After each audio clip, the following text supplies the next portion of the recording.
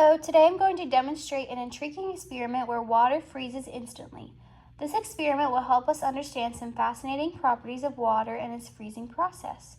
By the end of this presentation, you'll know how to perform this experiment and the science behind why it happens.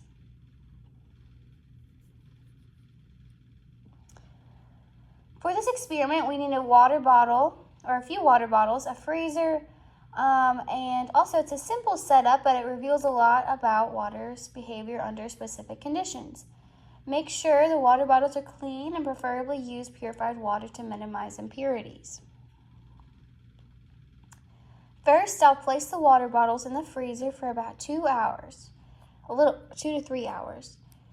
The goal is to get the water to a supercooled state just below its freezing point without it actually turning into ice. It's crucial not to disturb the bottles during this time to maintain the supercooled state.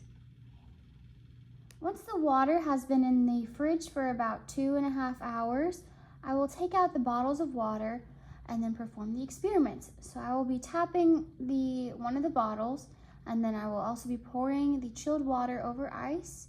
And then lastly, I'll be placing an ice cube into the water to see it crystallize. And so here I will play the video of the experiment.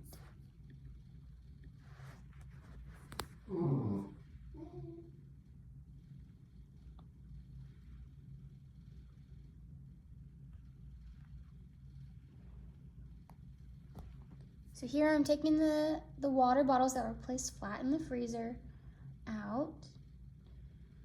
And I'll carefully take them out and then watch closely as I shake the bottle and tap it against the surface. You're supposed to see water instantly freeze from liquid to solid ice. This rapid freezing is a spectacular visual representation of the physical processes involved. However, in this experiment, it did not work. I tried again with the other water bottles, and they weren't ice in the bottles. I may have not had them in there long enough, or they were in there too long. As you can see, I'm trying to tap it to change its state.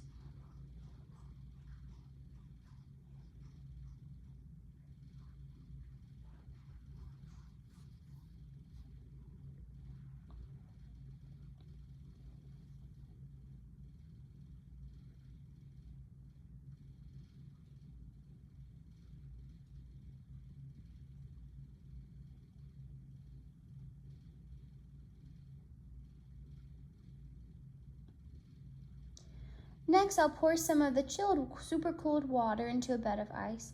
As the supercooled water comes into contact with the ice, it will start to freeze almost immediately. This is because the ice provides a nucleation site, just like shaking the bottle did, or was supposed to. And here, what I had noticed, it didn't really freeze it right away. However, when I did pour the water out, the ice stuck together and froze more, a small little layer of ice at the bottom, where they were all connected. But it didn't show as much of the crystallized form that was from the video in the instructions. And then next, I am putting an ice cube into the bottle, or into the little bowl of supercooled water. This also should have triggered rapid freezing, and that demonstrates how a solid surface can induce crystallization in a supercooled liquid.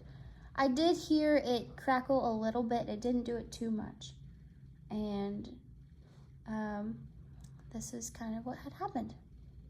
Sometimes the experiment might not work as expected. Common issues would include not cooling the water long enough or having impurities in the water. So I needed to make sure that my freezer's temperature was the right temperature, and then also I needed to make sure I used purified water to increase the chances of success. Additionally, I needed to make sure that the water bottles would not be disturbed while they were in their cooling period. In this instance, my experiment did not really work out.